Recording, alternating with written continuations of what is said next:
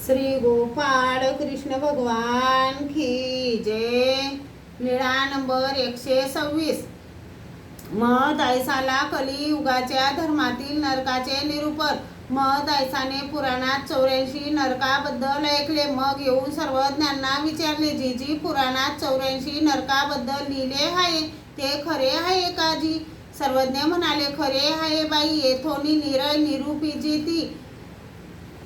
तरी देह धरी ऐसा कोण असे? परमेश्वराशिवाय अशी दुःख असतात बाई। शास्त्राच्या तीक्ष्ण धारदार पत्त्याप्रमाणे पाने असलेल्या झाडावर जीवाला फेकतात। त्या जीवाच्या देहाचे तुकडे तुकडे होऊन खाली पडले की पुन्हा नवीन देह देऊन पुन्हा त्या झाडावर फेकतात। ते अशी पत्र नरक, कुंभीपाक नरक म्हणजे पाण्याने भरलेल्या लोखंडाच्या मोठ्या डेऱ्याखाली अग्नी जाळ सतत चालू असतो। त्या डेऱ्यात जीवाला घालतात। डेऱ्यावर पर्वता एवढे झाकण ठेवतात।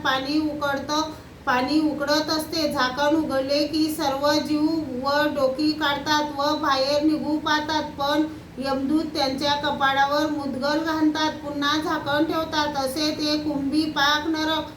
खैरा इंगळ नरक म्हणजे औरत चौरस 12 गावापर्यंत खैऱ्याच्या लाकडाच्या विस्तवाचा दाट थर पसरवतात व त्यावर जीवाला चालवतात। दोन्ही पाय खसखस जळतात। असे ते खैरा इंगळ नरक।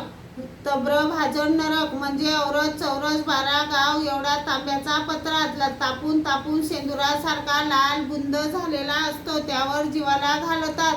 मग तो जळायला लागतो, तसेच त्याला उचलतात तसा तो जळतो, तसे ते तब्राभाजन नरक। तैलपाक नरक म्हणजे औरत चौरस 12 गावा एवढा लोखंडाचा तवा असतो, त्याखाली अग्नी जाळ जळत असतो। त्या तव्यावर जीवाला नेऊन घालतात। त्यांच्या देहाचा एक भाग भाजला गेला की मग त्याला उलथायचे, नंतर दुसरे अंग जळत असते। असे ते तैलपाक नरक। या नरकामध्ये दुःख भोगत असताना जीवाला एक एक घडी युगा एवढी वाटते। अशी युगे जातात बाई। महद ऐसा म्हणाल्या, एवढे दुःख भोगत असताना सुद्धा त्यांचे देह नष्ट होत नाही, ते काय जी?